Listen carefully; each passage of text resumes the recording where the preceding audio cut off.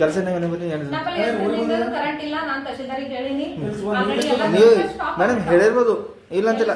ಸಾರ್ವಜನಿಕರಿಗೆ ಸಮಸ್ಯೆ ಆಗದಂತೆ ನಾನು ಲೆಟರ್ ಕೊಟ್ಟಿನಿ ತಹಶೀಲ್ದಾರ್ ಹತ್ರ. ಸರ್ ಈ ತರ ನಮ್ಮ ಹತ್ರ ನಾಲ್ಕು ಮಳೆ ಬೀತಿ ಗಾಳಿಯಿಂದ ಎಲ್ಲ ವೈರ್ ಎಲ್ಲ ಸುಟ್ಟೋಗ್ಬಿಟ್ಟವ ಅಂತ ಹೇಳ್ದ ನಾನು. ಸರ್ ಈಗ ಹೇಳಿ ತಹಶೀಲ್ದಾರ್ ಸರ್ ಕಾಲೇ ಬಾಯ್ ಮತ್ತೆ ಹೇಳಿದ್ರೆ ಲೆಟರ್ ಕೊಟ್ಟಿರಿ ವಾಟ್ಸ್ಆಪ್ ಹಾಕಿ ಮೇಡಮ್ ಅದೇ ವಾಟ್ಸಪ್ ಇಲ್ಲ ವಾಟ್ಸ್ಆಪ್ ಹಾಕಿದೀನಿ. ಲೆಟರ್ ಕೊಟ್ಟಿರೆ ಅಲ್ಲಿ ಲೆಟರ್ ಕೊಟ್ಟಿನಿ.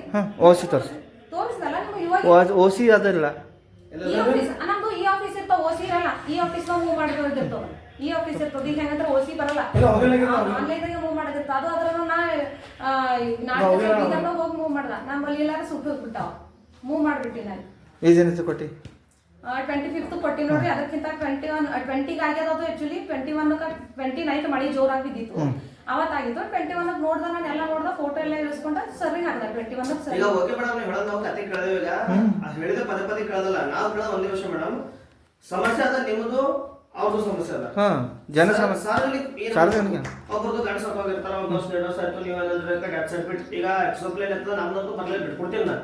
ಸಡನ್ ಸತ್ತ ಡೆತ್ ಸರ್ಟಿಫಿಕೇಟ್ ಹಾಕಿ ಕೊಡ್ತೀರಿ ನೀವು ಕೊಡಕ್ಕಾಗಲ್ಲ. ಒಂದ್ ವಿಷಯ ಕಾಸ್ಟ್ ಇರ್ತದೆ ಇನ್ಕಮ್ ಇರ್ತದೆ. ನೆಕ್ಸ್ಟ್ ಅಡ್ಮಿಷನ್ ಸ್ಟೂಡೆಂಟ್ ಇರ್ಬೋದು ಅವ್ರಿಗೆಲ್ಲ ಇನ್ಕಮ್ ಬೇಕಾಯ್ತದ. ಅವ್ರು ಶಾಲೆಗೆ ತಕೊಂಡ್ರು ಅವ್ರಿಗೆ ಅದು ನೀಟ್ ಎಕ್ಸಾಮ್ ಪಡಿಬೇಕಾಯ್ತದ. ಈಗ ಅದಕ್ಕೆ ಕಡೆ ಸಮಸ್ಯೆ ಜನಕ್ಕೆ ಕಷ್ಟಕ್ಕೆ ಯಾರು ಪರಿಹಾರ ಮಾಡ್ತೀರಿ? ನೀವು ಮಾಡ್ತೀರಿ ಅಥವಾ ತಹಸೀಲ್ದಾರ್ ಮಾಡ್ತಾರೆ? ಏನ್ ಮಾಡ್ತಾರೆ? ಜನ ಮಂದಿ ಸುತ್ತಾರ ನೋಡಿದ್ರು ಇಲ್ಲಿ ಕರ್ನಾಳಿ ಸಿಂಗಾಪುರ್ ಹಾಲೇಪುರಿಗೆ ಹಾಲ್ವಳ್ಳಿಯಿಂದ ಮಂದಿ ಬರ್ತಾರೆ. ಡೈಲಿ ಅಪ್ ಅಂಡ್ ಡೌನ್ ಮಾಡ್ಬೇಕಾ? ಅದು ಆರ್ಥಿಕ ಪರಿಸ್ಥಿತಿ ಏನಾಗಿರ್ಬೇಕು? ಅವ್ರ ಗಾಡಿ ಅವನಲ್ಲೋ ಅವ್ರ ಬಲ್ಲಿ ಟೂಲರ್ ಅನ್ನೋ ಬಸ್ ಅವನಲ್ಲೋ ನಡ್ಕೊಂಡು ಬರಬೇಕು. ತರಗಡೆ ನಡ್ಕೊಂಡ್ ಬರ್ತಾರೆ.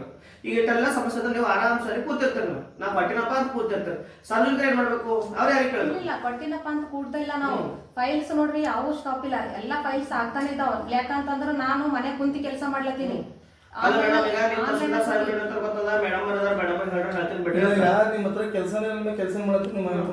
ಇಲ್ಲ ಅರ್ಜಿ ಹಾಕ್ಲಿಕ್ಕೆ ಒಂದೇ ಸೋರ್ಸ್ ಇಲ್ಲಲ್ಲ.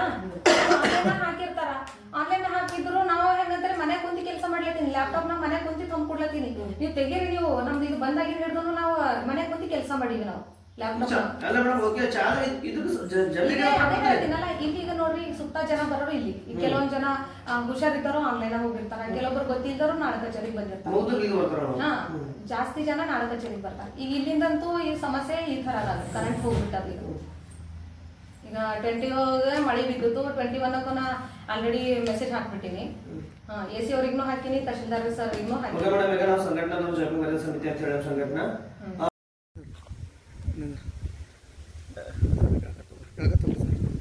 ಇಲ್ಲ ಕೈ ಕೆಳಗೆ ತಗೋರಿ ನೀರು ಕೆಳಗೆ ಬಂದಿಲ್ಲ.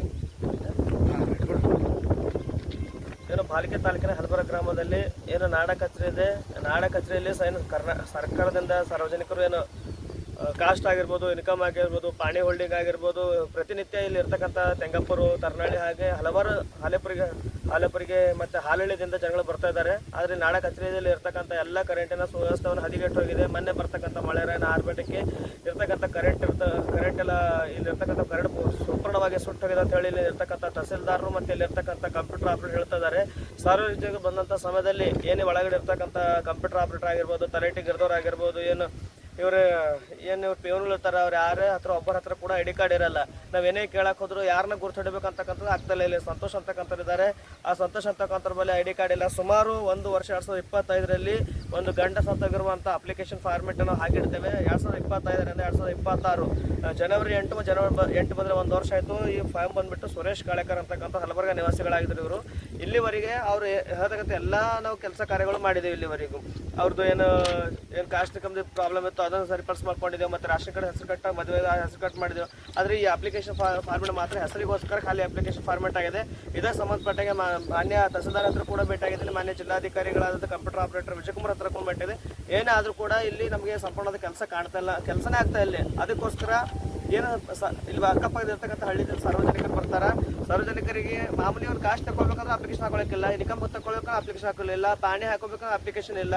ಈಗ ಈ ಥರ ಎಲ್ಲ ಸಮಸ್ಯೆ ಆದಾಗ ನಮಗೊಂದು ಕಂಡು ಕಾಣ್ತಾ ಇದೆ. ಏನಂತಾರೆ ಇಲ್ಲಿ ಈ ಒಂದು ಊರಿನಲ್ಲಿ ಹಲಬರ್ಗದಲ್ಲಿ ನಾಡ ಕಚೇರಿ ಇದ್ರೆ ಎಷ್ಟು ಬಿಟ್ಟರೆ ಎಷ್ಟು, ಮತ್ತು ಇಲ್ಲಿರ್ತಕ್ಕಂಥ ಸರ್ಕಾರದ ಬರ್ತಂಥ ಪಗಾರ ಎತ್ತಕ್ಕೆ ಕೆಲಸ ಮಾಡ್ತಿದ್ದಾರೆ. ಇಲ್ಲಿರ್ತಕ್ಕಂಥ ಉಪ ತಹಸೀಲ್ದಾರ್ ಆಗಿರ್ಬೋದು, ಪಿಯೋನ್ಗಳಾಗಿರ್ಬೋದು, ಕಂಪ್ಯೂಟರ್ ಆಪರೇಟರ್ ಆಗಿರ್ಬೋದು, ಇಷ್ಟೆಲ್ಲ ಆದರೂ ಕೂಡ ಮೇಡಮ್ ಅವ್ರು ನಾವು ಮಾತಾಡಿದ್ರೆ ಅವ್ರು ಹೇಳ್ತಾರೆ ಏನಪ್ಪ ಅಂತಂದ್ರೆ ನಾನು ಸುಮಾರು ಒಂದು 10-15 ದಿವಸಗಳೇ ಮಾನ್ಯ ತಹಸೀಲ್ದಾರ್ ಭಾಲ್ಕೆ ಅವ್ರಿಗೆ ಮನವಿ ಪತ್ರ ಬರೆದಿದ್ದೀನಿ.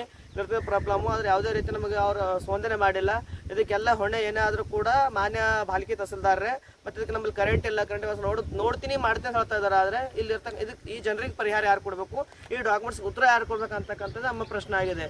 ದಯಮಾಡಿ ಇಲ್ಲಿರ್ತಕ್ಕಂಥ ಏನು ಹಳೆ ಸಿಬ್ಬಂದಿಗಳಿದ್ದಾರೆ, ಕಂಪ್ಯೂಟರ್ ಆಪರೇಟರ್ ಆಗಿರ್ಬೋದು ಅಥವಾ ಇಲ್ಲಿ ಕೆಲಸ ಮಾಡ್ತಕ್ಕಂಥ ಎಲ್ಲರಿಗೂ ಇಲ್ಲಿ ಸಂಪೂರ್ಣವಾದಂಥ ಇಲ್ಲಿ ಕಚೇರಿಯಲ್ಲಿ ಹದಿಗೆಟ್ಟು ಹೋಗಿದೆ.